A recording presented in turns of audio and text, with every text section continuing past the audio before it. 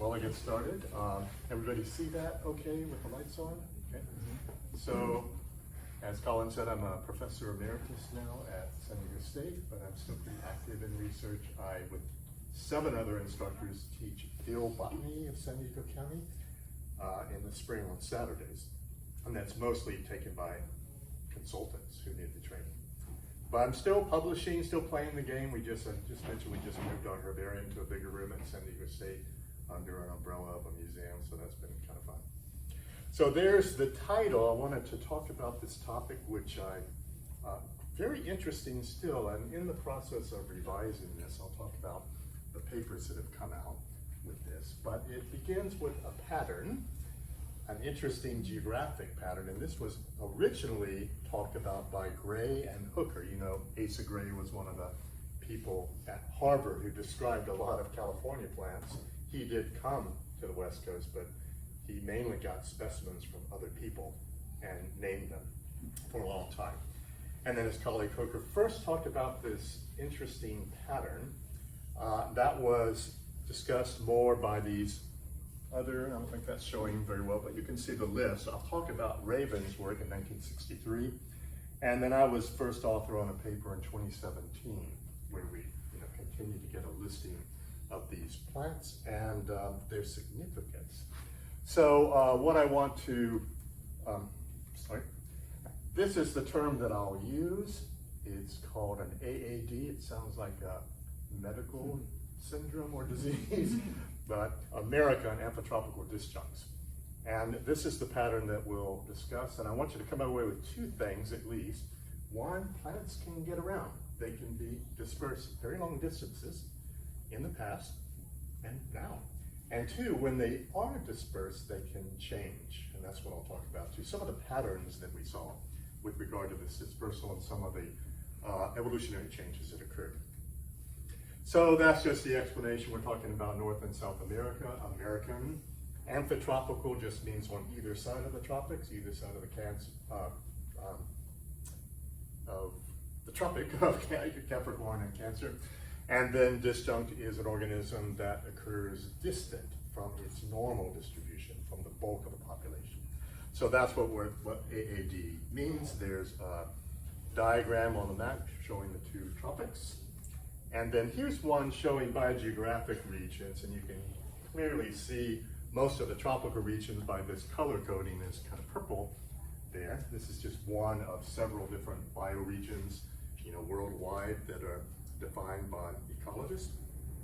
So we see this pattern, and an interesting thing is that I won't discuss today is a lot of bryophytes have this pattern. You can see 66 species of mosses exhibit the pattern, 24 species of liverworts, and a lot of lichens.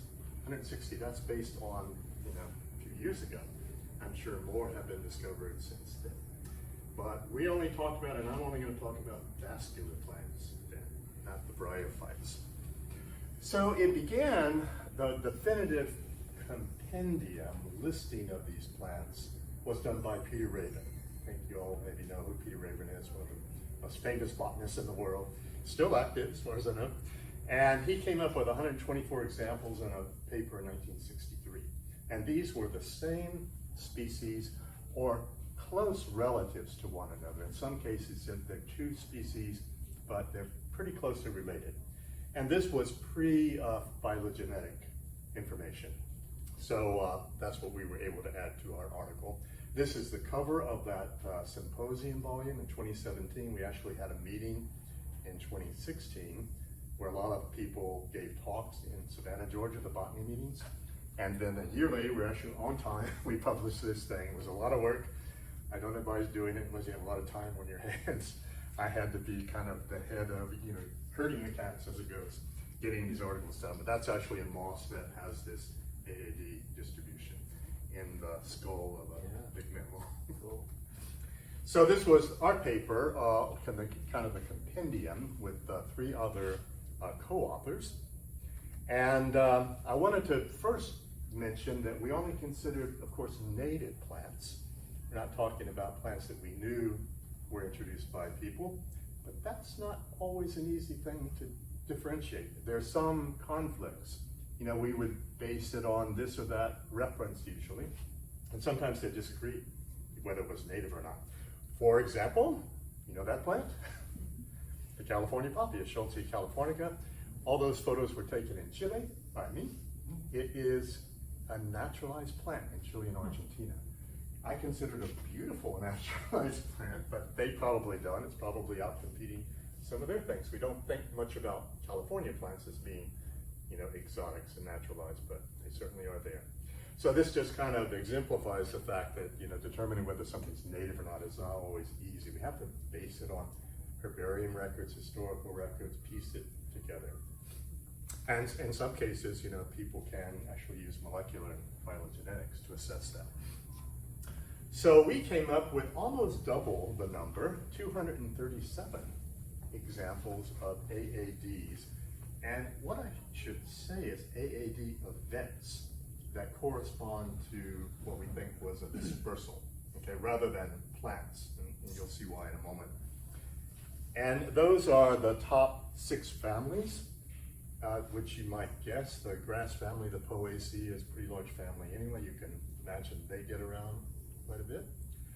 Second one is actually the Boraginaceae, the family I studied, which is much smaller than the Asteraceae. You can imagine the Asteraceae gets around the composite family. But we'll see that a lot of borages have examples of AADs. And then the legume family, also very large, the sedge family, and Polymonaceae has quite a few. And there's several other families. These are the top ones, and their number of AADs. This lists all the ones in San Diego County, all right? I just put it up here, don't worry about it. The ones in green are ones in Mediterranean regions, temperate regions, and in red desert regions. And there are a few purple, which are in both, or either. They can be ambiguous. So I just thought I'd list them.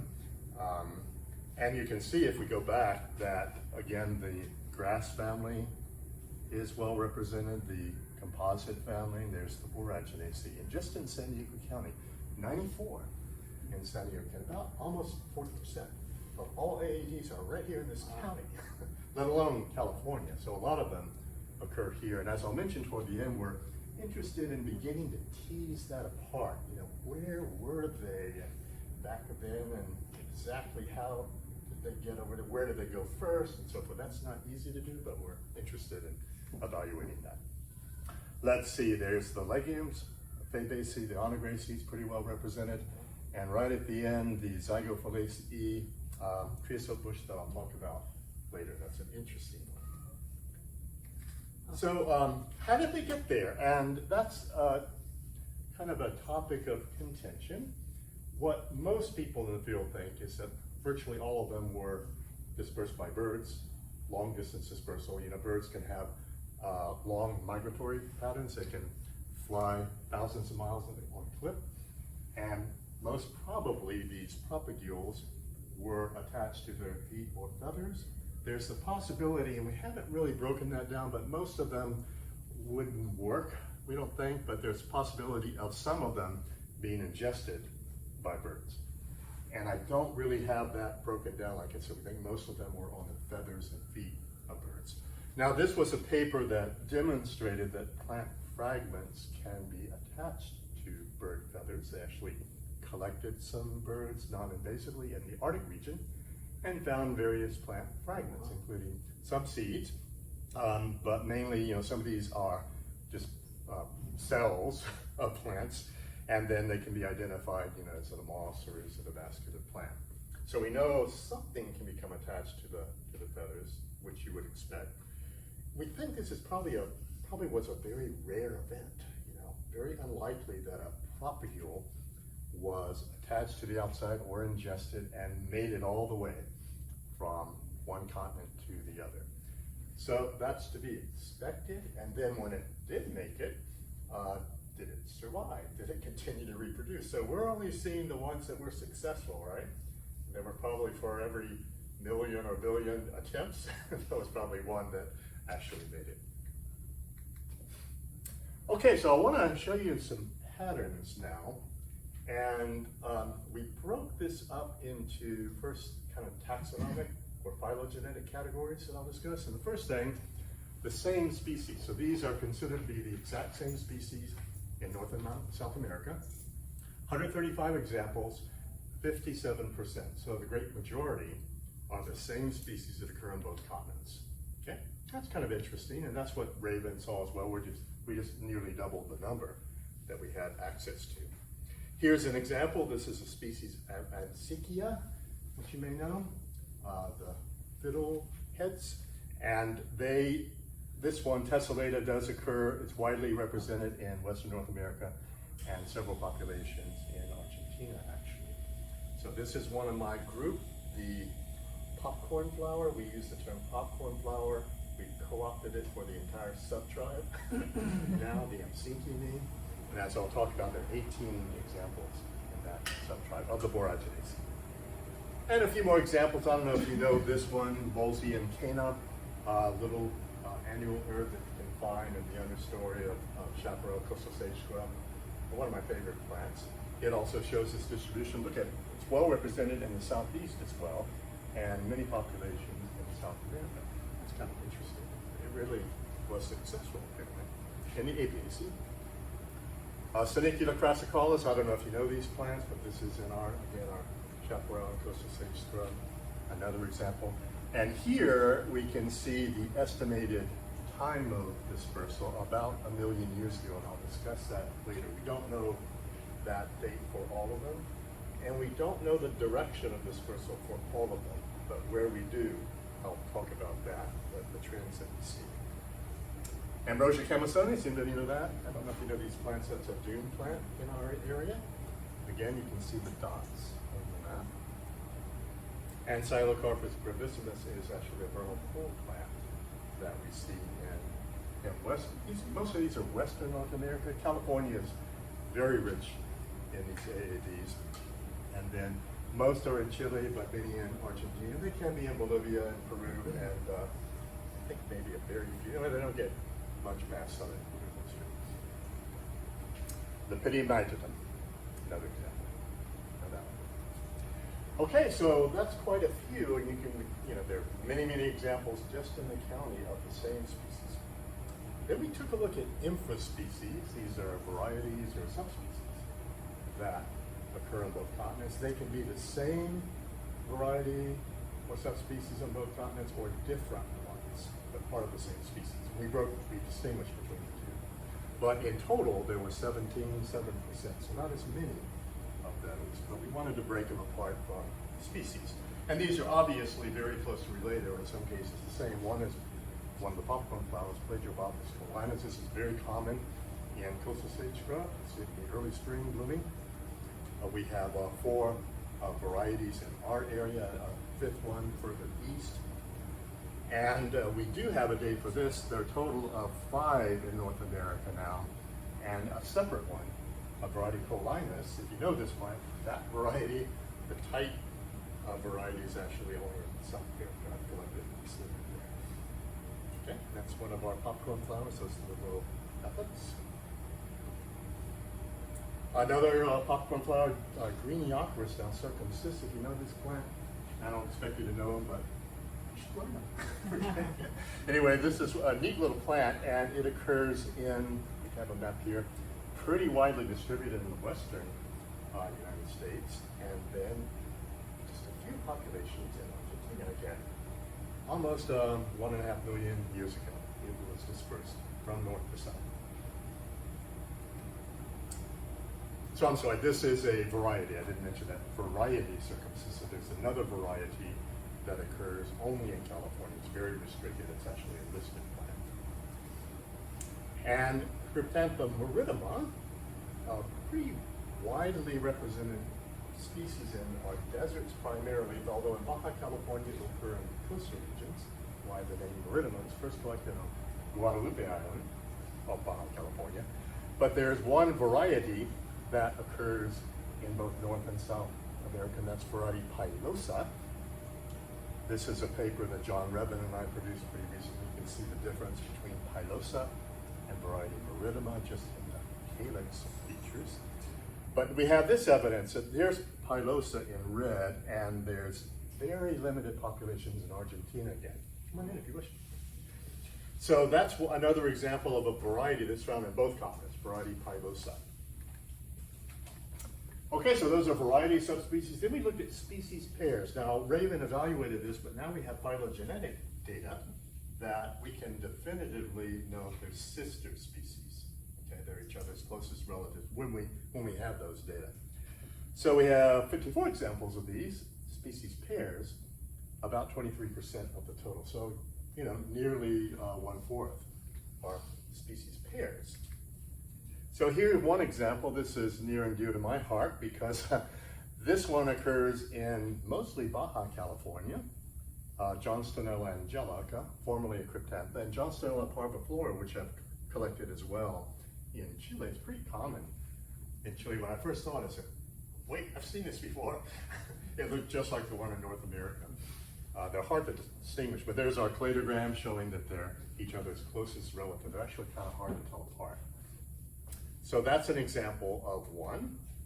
And I just wanted to mention that I was teaching a workshop at the Desert Research Center in Borrego Springs, 2019, was it? Pre-COVID. And two of the students said, hey, Dr. Simpson, what's that one over there? And I said, that looks a little different. Why don't you collect it? And we'll see what it is. And I was so busy with the class that I didn't look at it until I got back to San Diego State. It turned out to be this Johnstonella angelica. It was a county, state, and a country record for the United States. Normally found only in Baja California, so we got a 240-mile north distribution. It may just be a waif, we don't know, but these things do get around. And it would be hard to distinguish unless you really knew them. Okay, so this one went from North America to South America about 3.4 million years ago. You see the timing varies quite a bit. This is an interesting one. Everybody knows creosote bush. Probably has the greatest biomass of any plant in the desert.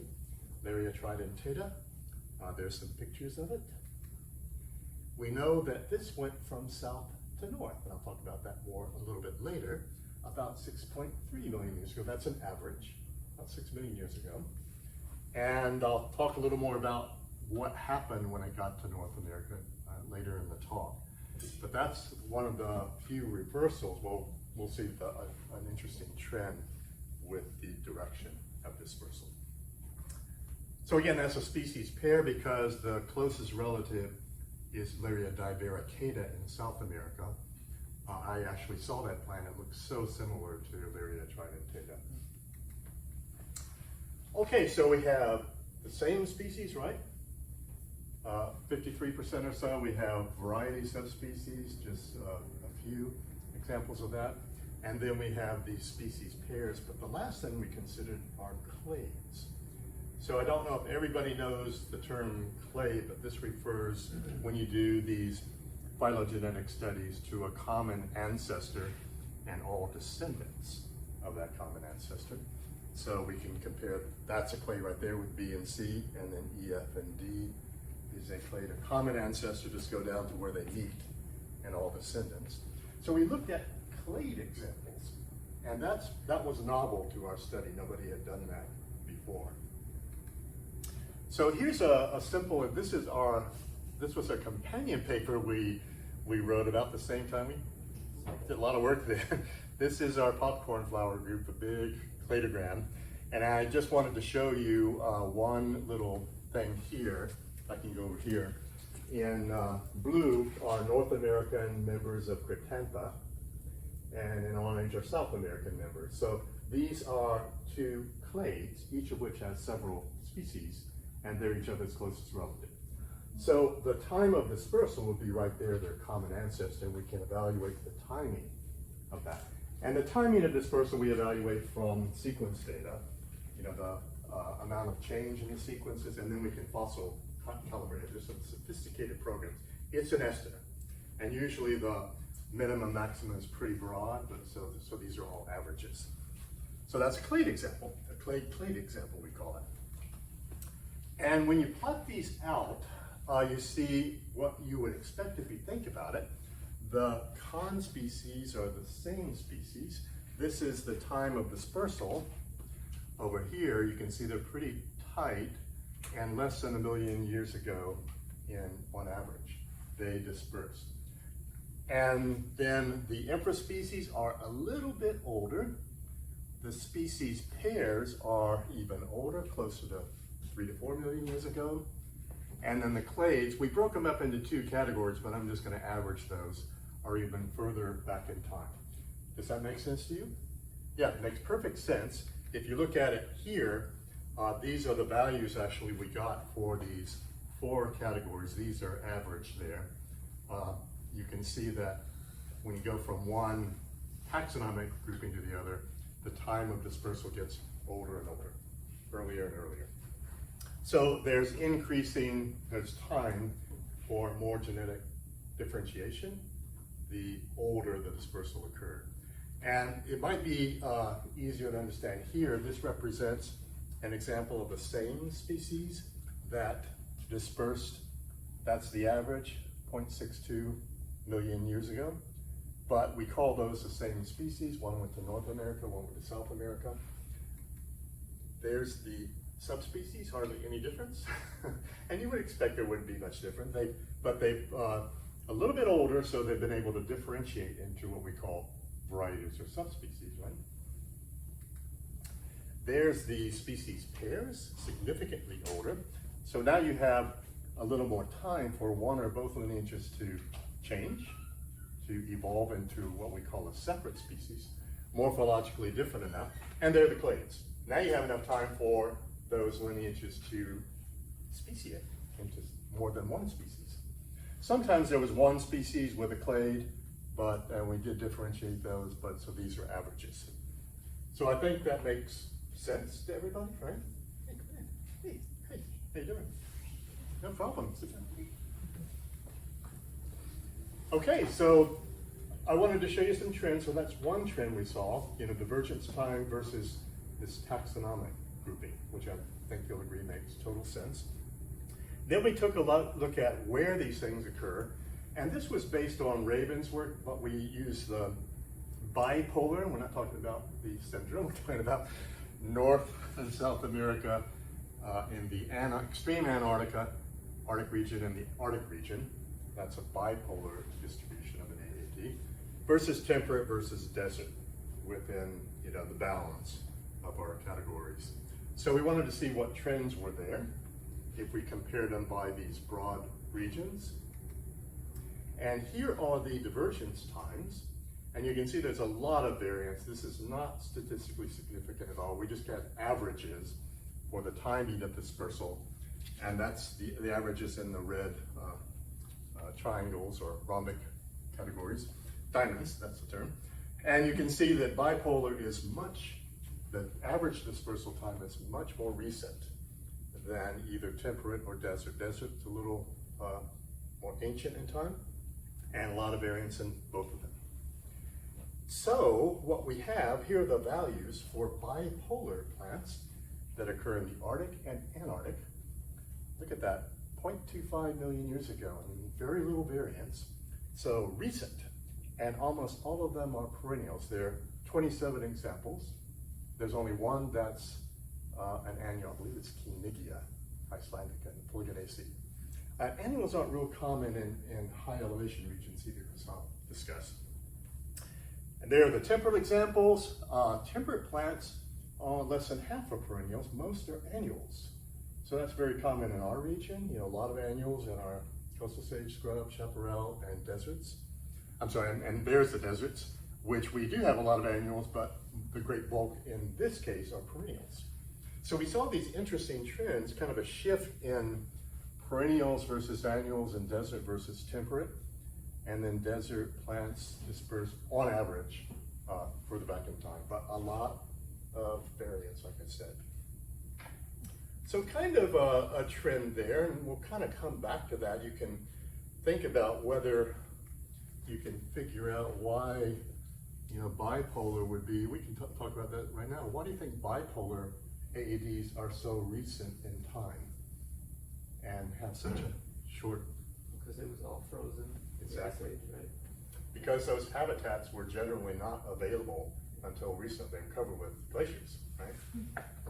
And we'll talk about the direction of dispersal here. That's an interesting pattern as well. There's the direction of dispersal, 81% from North America to South America. So that's the general trend you see. And the rest from south to north that we saw in Lyria. Let's break it down by bioregion. What do you think?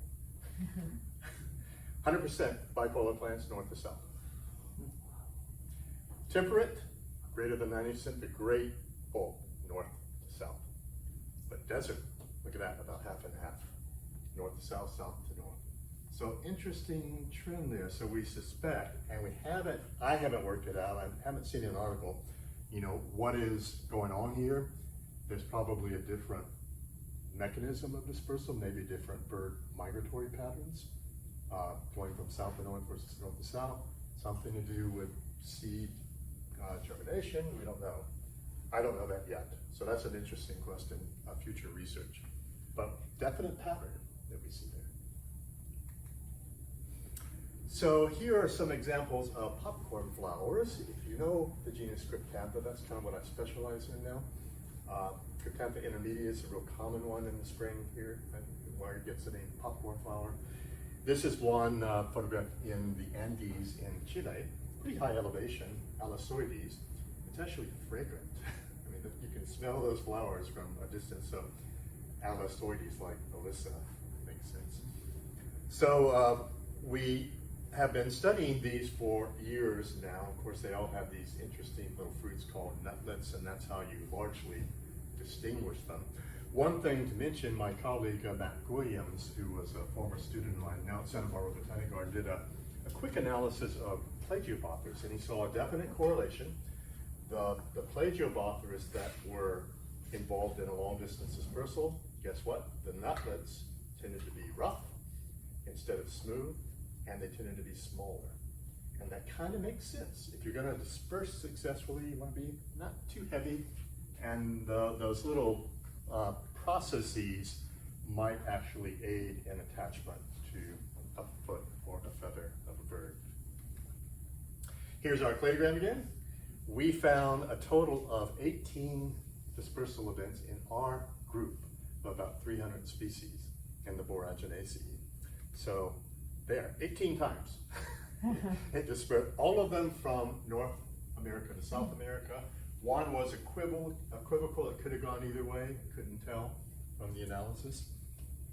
But 18 times in this group of 300 species. So these things got around, they were prolific in terms of this phenomenon. And here are we were able to, of course, evaluate the timing of dispersal. The youngest was about 300,000 years ago that I mentioned. Amsinkia was about then a Plagiobothra species too. And then the oldest, 17 million years ago. And that's quite a range of dispersal times. And we plotted these as well, and you can see the same trend just in the popcorn flowers. The one to the right are the older ones. They dispersed a long time ago. They are clade clades, okay? Sometimes big clades, sister clades. And the ones over here are either infraspecies or the same species. You see that same general trend in just the popcorn flowers. Okay, and this just a few more. This is a species of Techilia, a desert plant now classified in the family Iridiaceae. I don't know, anybody know Techilia? Okay, good. And here is our Lyria again, Lyria tridentata, dispersed from south to north. I mentioned about 6 million years ago, but there's the range, when you do these calculations. From Divericata, the parent population. So this has been studied kind of in more detail that I'll get to in just a second when we talk about what happens with these plants. Just a couple of more examples. This is Hoffmannseggia, if anybody knows that, another desert plant. More than one time from south to north. Okay, so those are some interesting trends, I think. You can really see some trends. But now I want to talk about the second thing, what happens when the plant gets to the new area. And some interesting things happen, and this is going to be, I think, a lot of future research that I won't do. My former grad students, they can go for it. Requires some sophisticated molecular techniques. So one of them is plant duration. We're talking about whether it's an annual or perennial. And I mentioned, perennial and annual differences in desert versus temperate and bipolar. But when you have a propagule dispersed to the new location, sometimes it will shift from an annual to a perennial. And I don't think there's an exception. It's always annual to perennial, okay? If it's an annual to begin with, you don't reverse it. So that's kind of interesting. What are the selective mechanisms for favoring a perennial plant? Can you think of a reason? Imagine a Cryptantha nutlet gets to South America, one plant. What would be the advantage of persisting more than 1 year? Increase the population size. Yeah, you have one plant. You've got to either self or you're going to go extinct. So this would at least allow the plant to reproduce over many, many years if it shifted to a perennial habit. That's one thought, but it is true that a lot of these in our popcorn flower group are at higher elevation too, which tend to have mostly perennials. But in every case, when it got to the new continent, it shifted. When it shifted, it always goes from annual to perennial. So that's an example of, there's our Cryptantha marittima, and that is called Cryptantha capituliformis in the Andes of Chile, and has a really thick rootstock down at the base. So it's fun to see that, there are no perennial Cryptantha in North America. They're all in South America. They're not that many, but where they are perennial, they're always in South America. And this just shows it on our cladogram. The black dots there are the shift from an annual to a perennial duration in South America. The other thing that happened when it got to the new continent is, in some cases, a shift in reproductive biology. Anybody know what cleistogamy is? Heard that term? Kleistos means hidden. Excuse me? It's like closed flower. Yeah. It means hidden flower. It refers to the evolution of a flower that actually doesn't open up when the reproductive parts are ready to go. So it produces viable pollen, the stigma is receptive, the corolla, calyx doesn't open. So it's an obligate selfer within that cleistogamous flower. And a number of plants have them. Violets can have them, usually at the base of the plant. It's sort of hedging your bets. If you're not cross-pollinated, you can self. That's the idea. We always see this in the recipient plant as well. When it occurs, cleistogamy is always in the new locality. And you can speculate pretty easily how that would be of advantage. Think so? Again, your one plant, it might be selected, there might be selective pressure to kind of force self-pollination. By the way, virtually all of these plants are self-compatible. That was discovered some time ago. It's called Baker's rule. You would expect that as well for a plant that is dispersed long distance. In some cases, one propagule getting to the new location. They have to be self-compatible or they're going to go extinct, extravate pretty quickly. So we do see cleistogamy in various groups, but in Cryptanthas too. In black and green are cleistogamous plants. In the South American clade in blue, so I can't use this pointer on the screen. And this illustrates it. This is Cryptantha glomerata. This is the type species for Cryptantha. It was first described from seed collections, actually brought to Germany from Chile. And it looks like that. Looks like a little bud in the axil of the leaves, about in the middle of the stem. I was so excited to see this for the first time, that type for Cryptantha. But up above, you do have typical chasmogamous flowers that can be cross-pollinated. So you have both. And there's some weird Cryptantha that have cleistogamous flowers that form right at the base of the plant. And they form nutlets that are huge compared to the upper ones. And they can actually be pulled underground like a peanut with contractile roots. That's sort of an extreme type of cleistogamy. But again, you only see this in the recipient continent. So we saw that. Chasmogamy to cleistogamy when you get to the new place. This is another trend. whenever we saw polyploidy, everybody know what polyploidy is? Okay, duplication of the whole genome. We can see tetraploids, hexaploids, always happens in the recipient continent. I don't think, again, there's an exception to that. So we can only speculate. This is going to be interesting to really study in detail. What would be the selective advantage of polyploidy in a new area? And you know, with polyploidy, you have duplicate sets of genes, and the sort of dogma is, well, some of those genes have to carry on the essential functions, but the others can diverge. And so they can come up with novel features in that case. So, you know, it makes sense that there would be polyploid that would be selected for. And in Cryptantha, all of them in North America are diploids. Several in South America are polyploid. Not many have been counted, but all in red there are polyploids. Those are actually hexaploids. That's a hexaploid. Those are actually diploids in that clade. So not all of them in South America are polyploid, but many of them are. Another example, if you know Colombian, the Polemoniaceae, when it got to South America, it underwent polyploidy, although this is a little more complicated than I'm alluding to, so you can read about that. This is Lee Johnson's work. Okay, let's talk about chrysobush, Lariotridentata. So we think, based on molecular phylogenetic work it got from South North America over 6 million years ago.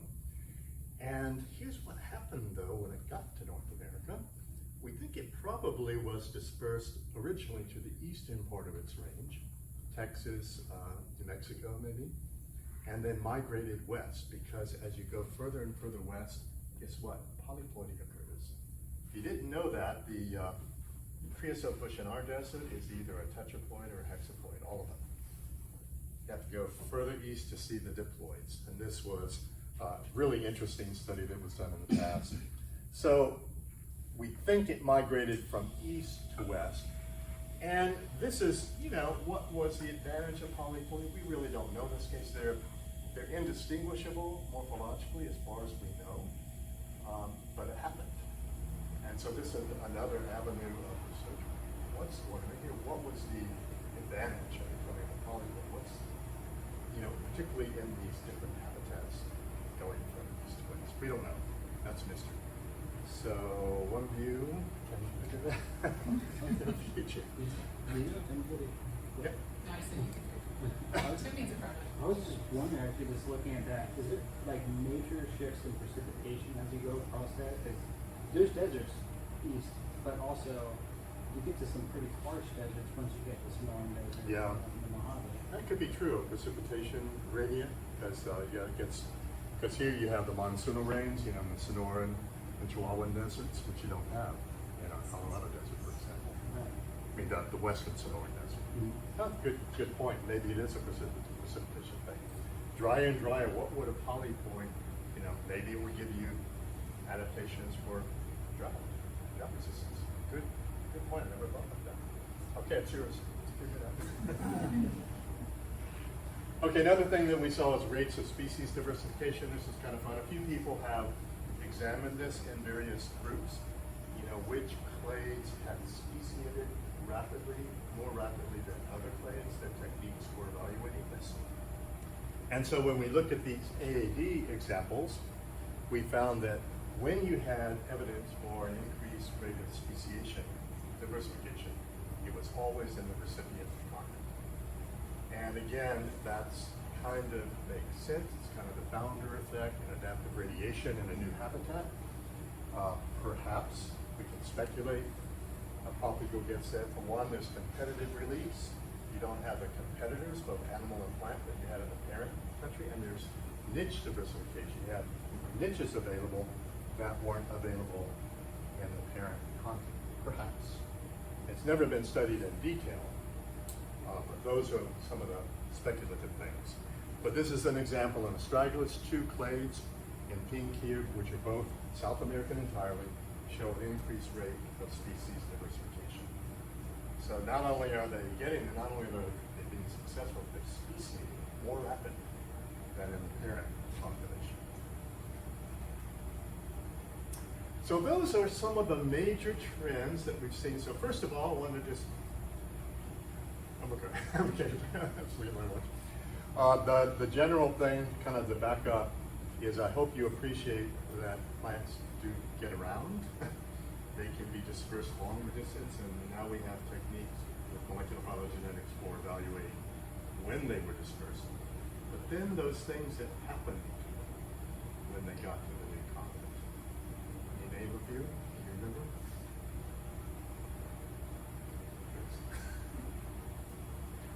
Changes. Polyploidy changes, Perennials. from annual to perennial.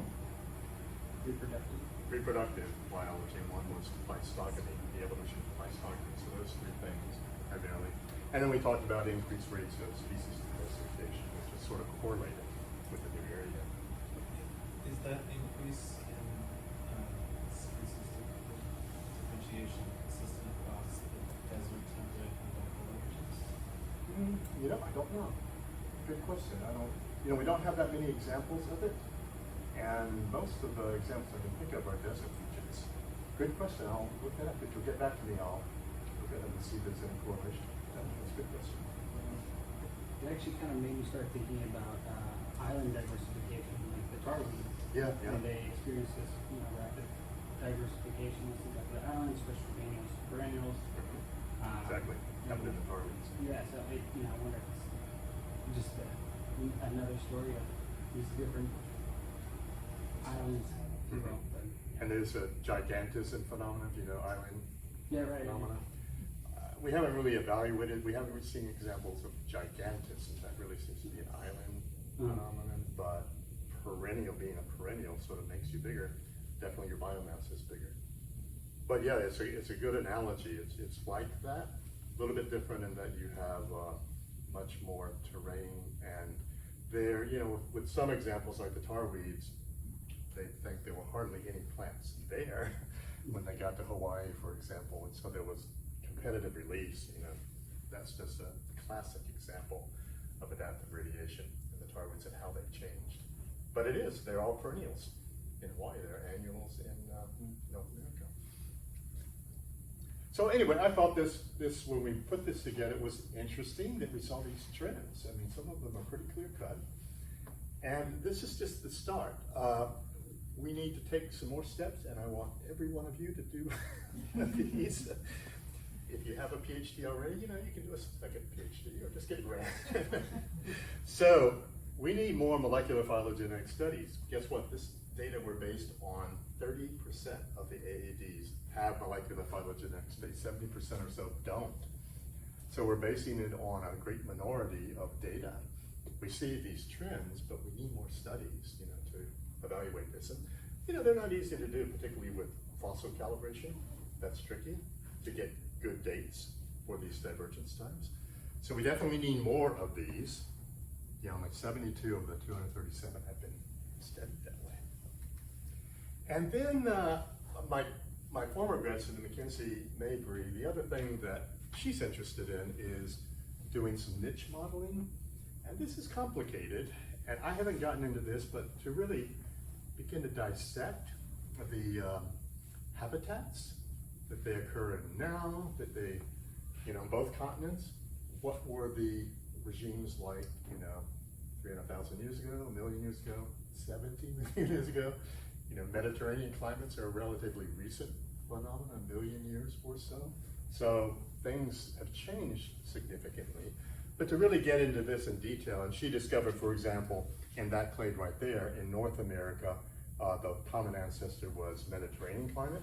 In South America was desert. So that was an immediate shift from a Mediterranean to a desert condition. So that needs to be dissected more, and we need, probably better analyses and, again, niche modeling techniques to do that. And the last thing that, again, Mackenzie is interested in, but other people as well, this gets high-powered to evaluate the molecular basis for these changes, where you delve into, the molecules. It's developmental, molecular developmental biology. What is causing a shift to pleistogamy? Okay, what's causing a shift to a perennial duration? And then the whole polyploidy thing, wouldn't that be interesting to evaluate what are these new copies doing as opposed to the original ancestral copies?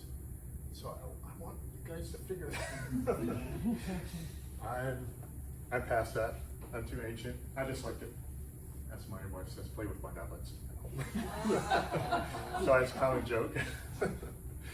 So anyway, those three things ought to be evaluated at the molecular level and figure out what's happening in this system. I did want to mention this. I have a website at San Diego State. We also have a working group website. I'll give you QR codes for all three in just a second. You can photograph this if you're interested for the AAD plants. And this has the list, and they're organized, classified by the 3 bioregions. Has a list of every example we have, what occurs on both continents, and then I have a GBIF link, so you can see what the distribution is for those tags. So if you're interested in these, you can look them up. And I'm interested, I've sort of begun this in starting what would, in the grand sense of things, be an institute. And I've talked with a few of my colleagues about this. We might start it out as a working group, but to actually have long-term funding for this type of research, but particularly for people to take trips who are interested in this to the other continent and collect, or also to collaborate. We're hoping to have biannual meetings where we can discuss our findings, just money to transport people from one continent to the other. A lot of the South American botanists, particularly in Argentina, the economic situation there, they're voting right now on a new president. We'll see what happens. They don't have any money. I have a colleague down there, and I had to pay for all the costs, and I'm glad they're doing it. It's not that much money for me, but it would be a month's salary for him to pay for a research article. So this would be, great to set up to give people like my colleagues some money to do basic research in this field. So that's what we're starting. We're gonna, one acronym we might use is ARIA, Anthropotropical Research Institute of the Americas, or Anthropotropical Plant Research Institute of the Americas, APRIA, one or the other. So these are the 3 QR codes if you want to photograph those, sorry. That if you're interested, that's our herbarium now, SDSU, and then the AAD plant. And then I may have mentioned we just started what we call the SDSU Biodiversity Museum, where we're getting the animal collection at SDSU digitized in the future. Plants are all digitized and imaged, but the mammals, birds, and herbs haven't been yet. So we got a grant to fund students in the collections over the summer. We got $25K recently to do that, and we're hoping to get a permanent grant for graduate students and maybe an undergraduate for the museum. So contact me if you're interested in AAD plants or the herbarium. I'm real excited you're starting a little herbarium here. That'll be fun. And I told Carl I might want to collect some plants at the garden for you. And I'll give you any plants, I can make duplicates for you as well. So thank you very much. I hope you enjoyed this and hope it intrigued you to get another PhD or write a grant and figure this out. Okay, that's it. Okay.